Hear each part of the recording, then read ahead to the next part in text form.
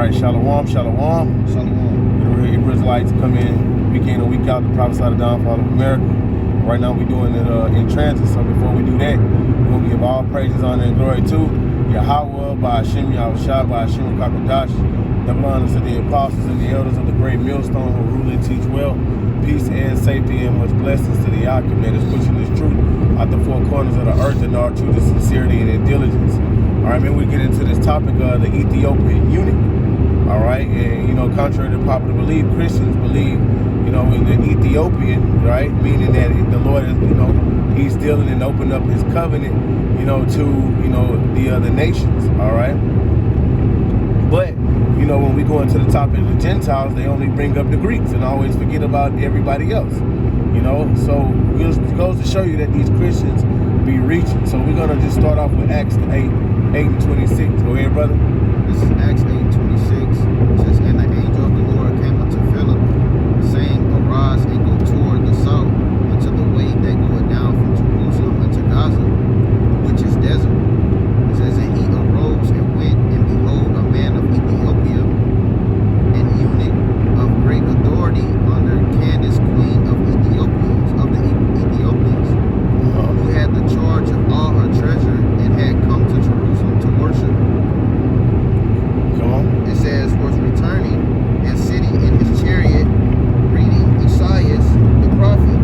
All right, so you had a man of Ethiopia. All right, Christians, they'll take that, for face value, right? But not, not doing a diligent search. All right, because the brother just read. He said he was reading the prophet, Isaiah. Okay, so the thing is that he was seeking the Lord. All right, he was seeking the Lord. You see, and this word is not for no heathen, man. All right, so but it says that a man of Ethiopia which come to Jerusalem to worship, and that's key right there, because what was he there to worship for? The Passover. Let's get Deuteronomy 16:16, brother.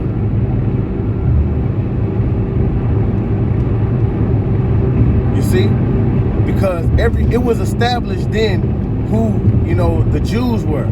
It was established then in that time who were the Jews. Now he was in Jerusalem to worship, and that was the custom of what? The Jews, and we're gonna prove it. Go ahead. This is it says Deuteronomy 16:16. It says, 3 times in a year shall all thy males appear before the Lord thy power, and the place which he shall choose. It says, in the feast of unleavened bread, and in the feast of weeks, and in the feast of tabernacles, and they shall not appear before the Lord empty. And what was that place, man? That was Jerusalem. It said 3 times a year a man, an Israelite man, okay, must appear, man. And so what he said that Ethiopian eunuch was to do was he went to Jerusalem to worship, man. Yeah. All right. So we know, through the Spirit, we know that, precept upon precept, we know that this Ethiopian man was an Israelite, man. He was just calling himself as an Ethiopian. Okay. Yeah, because your geographical location doesn't determine who you are. That's right, man. Right? You can dwell in the land. Matter of fact, we can just get this. This is Ezekiel. This is Ezekiel 5:5. It says, "Thus said the Lord power, this is Jerusalem. I have set it in the midst of the nations and countries that are round about her." See, we're scattered everywhere, man. Yeah. Right? Our people were in everywhere, and they come in different, what you would call different shades and colors. Right? When I say colors, I'm not talking about green or blue. They got people that talk about the Lord is green and blue and amber and shit like that. True. Right? But they come in different shades and different shades of brown. So on and so forth, man. Right? Because you got to understand the scattering. That's what James was about. Right? When you read it, let me jump to it. This is James 1:1. It says, "James, a servant of the Most High and of the Lord Yahushua Mashiach, to the 12 tribes which are scattered abroad, greetings." See? And this taps into, the Gentiles. Yeah. Okay.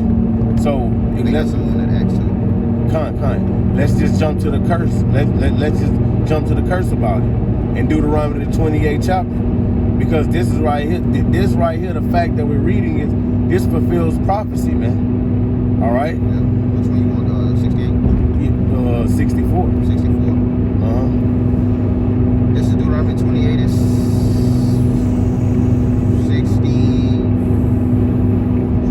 64. It says, and the Lord shall scatter thee among all people from the one end of the earth even until the other, and there shalt thou serve other gods, which neither thou nor thy fathers have known, even wood and stones. Like, so the Lord said he was going to scatter. This was a curse that came upon the nation of Israel through disobedience and idolatry. Okay? So we were scattered among the heathens. That's why the scriptures call it, that's why he's called a man of Ethiopia, right? Because he was in that land. Now let's deal with this. I mean, they had Israelites that were called Grecians. Yeah, Israelites that were called Romans. Yeah. Apostle Paul. Apostle Paul called himself a Roman. They had Roman citizenship. Yes. Okay. Cornelius. Yeah.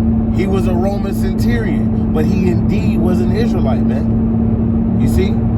So that Ethiopian, that man of Ethiopia, that was seeking the Lord, he was an Israelite. You can go back to the Acts, read it, whatever.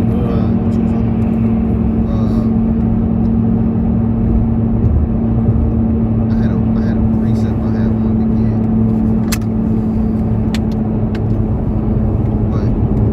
But hold on real quick. My Bible tripping. And after you get your precept out, let's get the precept that shows that Apostle Paul called himself a Roman. This is Acts 9 and 29, right? It says, and I'm gonna read 28. It says, and he was with them coming and going out at Jerusalem. It says, and he spake boldly in the name of the Lord Yahushua. It says, and disputed against the Grecians, but they went about to slay him.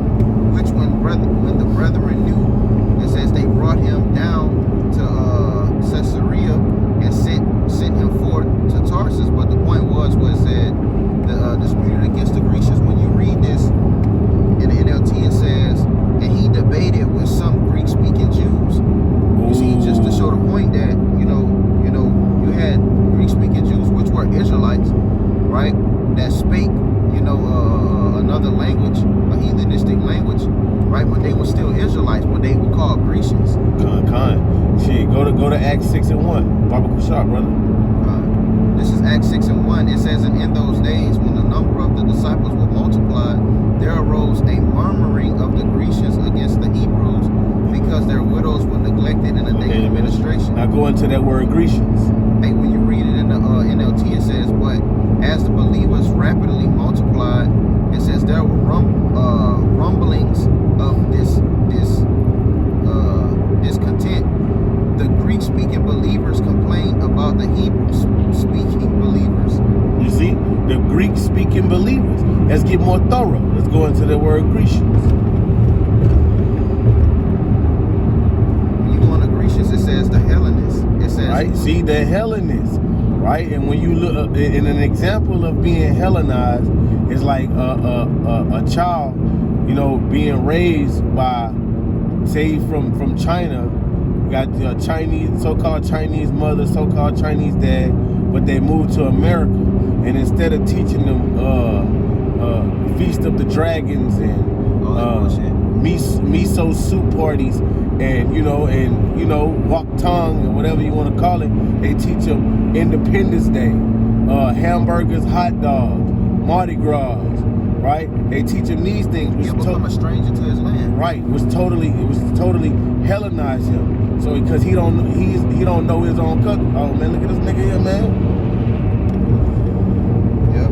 He don't know the customs of his origin, man. Where he originated from, man. Where he's from.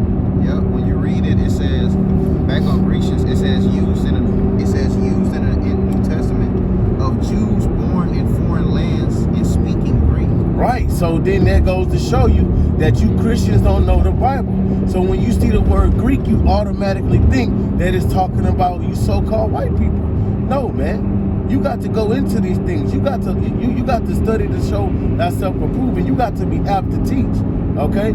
So when it says the Grecians, And you would assume we know that when it says Greeks, okay, the Grecians, the Greeks, you would think it's the same people, right? But check it out. You got to go into that word Grecians. It's talking about what? Jews born in lands, in foreign lands, taking on the Greek tongue, man. You know, but these are still what? Israelites.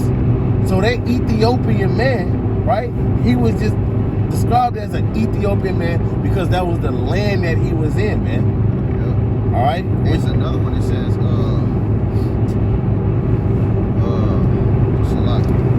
they say that his father was a Greek. Talking about Timothy? Yeah, Timothy. Well, there's a 11, probably 11 or Acts 13. Acts 16. Or maybe Acts 16.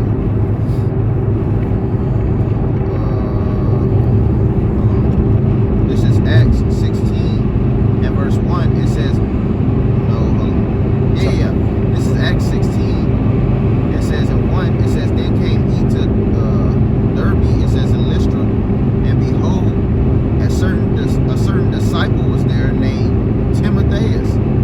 It says the son of a certain woman. Timotheus, yeah. It says, which was a son of a certain woman. It says, which was a Jew, and believed, but his father was a Greek. And you know right there that everybody knew who the Jews was, and they knew, and the Jews knew that a woman that is a Jew was not to get with another nation, not to get with a heathen man. So if she was with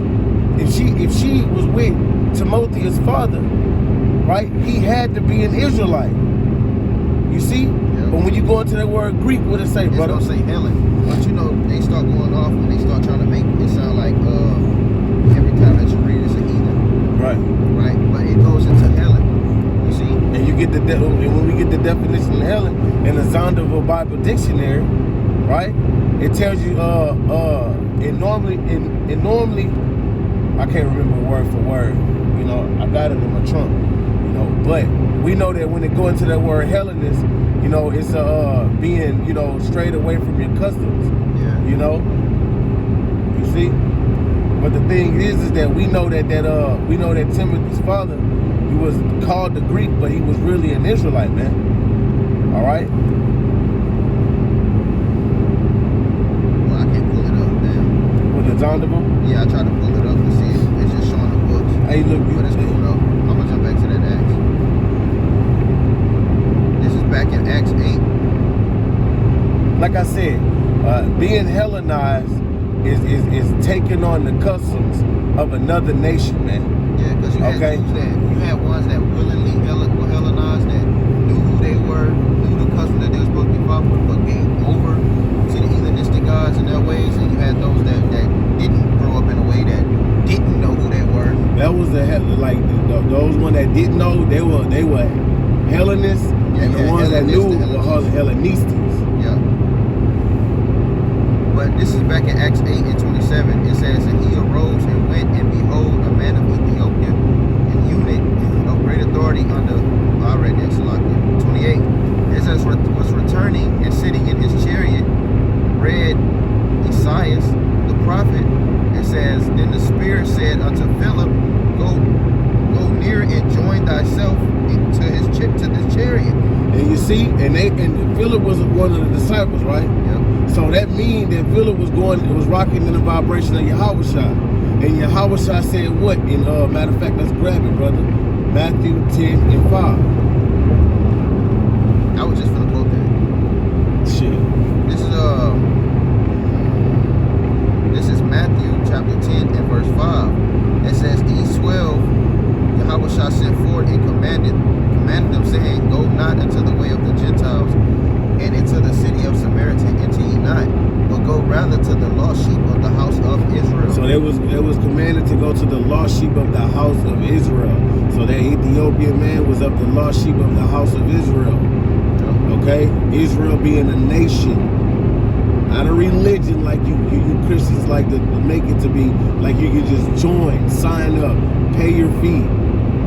No, this is a bloodline, right? Stop. Go ahead, brother. You want to go on to that song? You was done reading? Yeah, that was it. Right, so the man of Ethiopia was of the lost sheep of the house of Israel.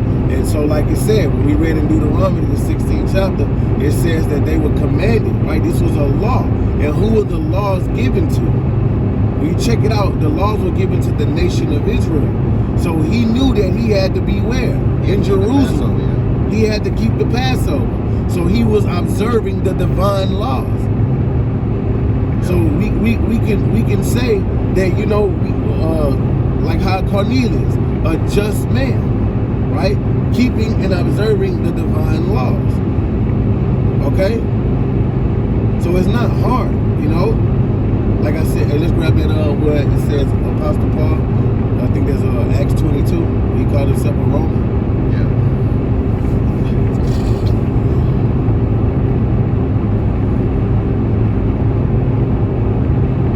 See? This is Acts 22 and verse 27. It says, I'm reading 26.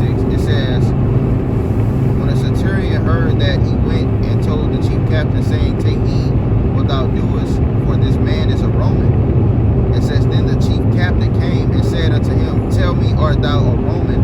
And he said, yeah. That's right. Apostle Paul called himself a Roman, right? You see? So, but we knew Apostle Paul to be what? Romans 11 and 1, brother. I already have it. This is Romans 11 and 1. It says, and I say then, hath the Most High cast away his people. God, it's Apostle Paul speaking. Yep. It says, and I will forbid, for I also am an Israelite of the seed of Abraham and the tribe of Benjamin. So that means he was an Israelite of the tribe of Benjamin. But he called himself what? A Roman. All right? Because Apostle Paul was a dean in the, you know, in the Roman army, man. Yeah. Okay? This is Romans 9 and verse 3. It says, for I could wish that myself were accursed for Hamashiach, for my brethren, my kinsmen, according to the flesh, who are Israelites, to whom pertaineth the adoption and the glory and the covenants and the giving of the law and the service of the Most High and the promises. And the point of me getting that, you know, is also to prove that he was an Israelite, for what we just read, that he was a Benjamite. But the point is that what he said, these things are given to the Israelites, which are what? The adoption, the glory, the covenants, the giving of the law, and the service of the Most High. That's the point, to be given to the service of Yahweh Shai was only given to the nation of Israel, man. You see, so we want to be the ones that observe and keep the Sabbath day, keep his high holy day, right? Because we were the ones that were commanded, man. We the ones that this was given to, right? A heathen not gonna grab hold of this book and understand what he's reading, or even get to understand. The scripture tells us, let me get it. They gonna see the word Easter and think that the Lord's telling you to keep a paganistic holiday, man. This is Daniel 12 and 10. Many shall be purified and made white and tried, but the wicked shall do wickedly, and none of the wicked shall understand, but the wise shall understand, man. You see, so hey, the Lord has always been the same. What does you say? He's the same today, tomorrow, right and forever, man. And no wise, there's no scripture that you can ever pull to show of the Lord actually what? Dealing with the heathen, man. At all. Now he's used the heathen. The Lord has used the heathen like he's using Esau Edom right now. Like you got him utilizing Darius, right? And these different many, you know, Cyrus and these men that, you know, were utilized, right? But that don't make them a part of the Lord's stock, man. Nope. He used these heathens to do, you know, what he wanted them to do. All right, whether it's to fulfill prophecy as placing hell on the Israelites. All right, like how he did to rebuild the temple with the decree that he pushed out to rebuild the temple. Yeah. Right. Go ahead, brother. This is Isaiah 45 and verse 17. But Israel shall be saved, and the Lord with an everlasting salvation. He shall not be ashamed nor confounded world without him, man. That's straight to the point. He tell you that Israel shall be saved, man. Yeah, so don't be thinking that no Ethiopian can get up in this thing, man. The covenant is not open to no Ethiopian. You have to understand the Spirit of the Lord has to be dealing with you for you to see, you know, what these scriptures are saying. This is, you know, this is a book of, matter of fact, when you read Zephaniah 2, yeah, I'm gonna read it real quick. It talks about the Ethiopian, the real, you know, the heathenistic Ethiopian. oh yeah, what that is, man? shit, Zephaniah. and the Lord don't contradict himself. No. Doesn't it says that in Exodus, the Lord put a difference between Yeah, the Egyptians and Israel. But this is Zephaniah 2 and 11. It says the Lord will be terrible unto them, for he will famish all the gods of the earth, and men shall worship him, every one from his place, even to the isles of the heathen. It says, ye Ethiopians also, ye shall be slain by my sword. That's right. So the Lord is not going to contradict himself. Okay? So that Ethiopian man was an Israelite, man. Matter of fact, let's get Isaiah 11. Isaiah 11. And start at 11. Yeah. This is Isaiah 11 and 11. I'm going to start at 10. It says, and in that day there shall be a root of Jesse, which shall stand for an ensign of the people. It says, to it shall the Gentiles see, and his rest shall be glorious. Come on. It says, and it shall come to pass in that day that the Lord shall set his hands again the second time to recover the remnant of his people, which shall be left from Assyria, and from Egypt, and from Pathros, and from Cush, and from Elam, and from Shinar, and from Hamath, and from the isles of the sea.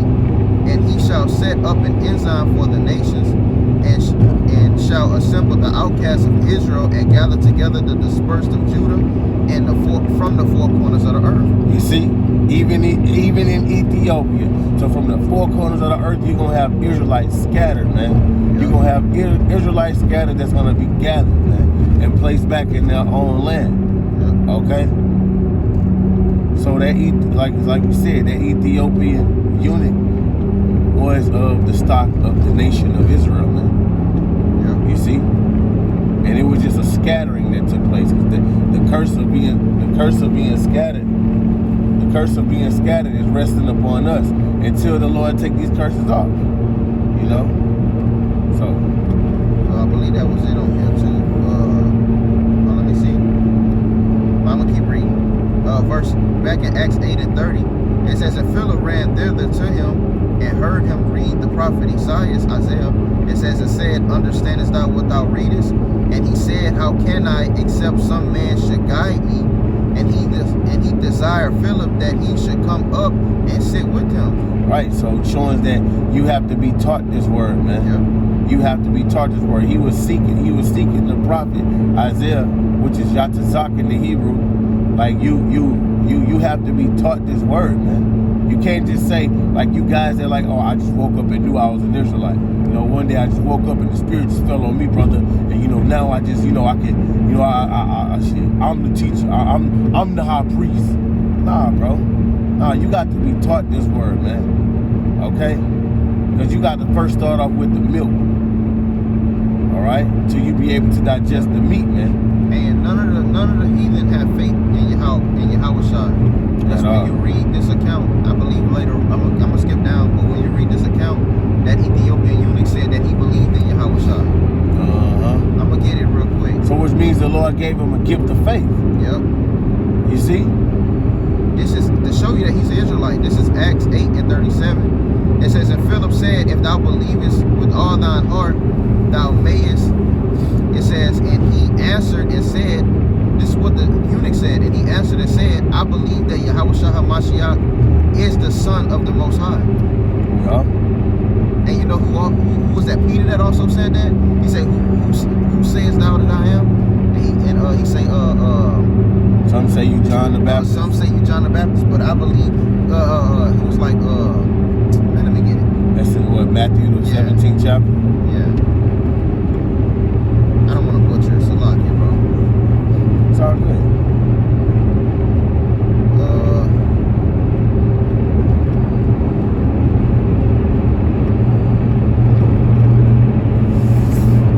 This is Matthew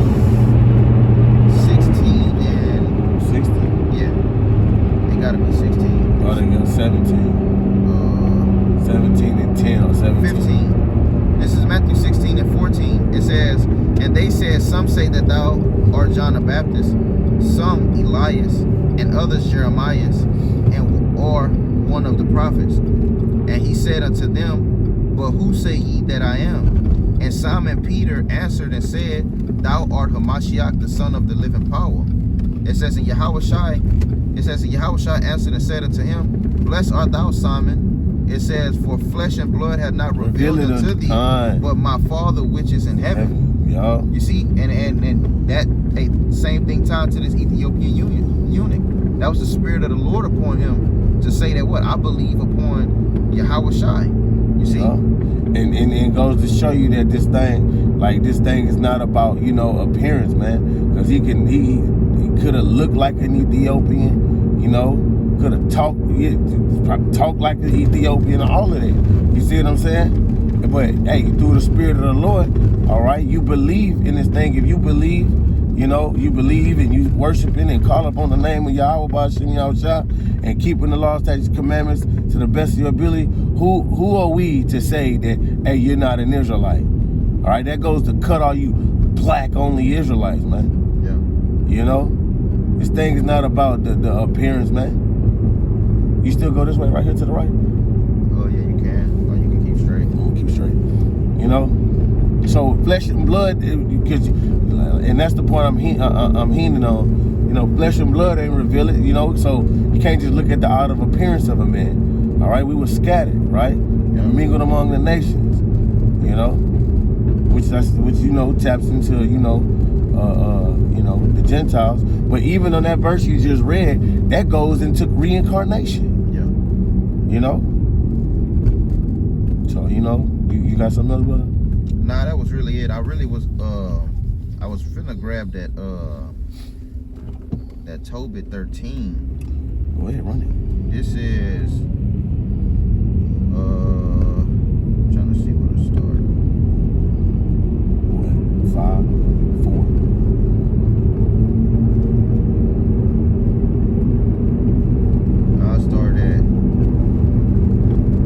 I started at 2. It's Tobit 13 and 2. It says, he doth scourge and have mercy.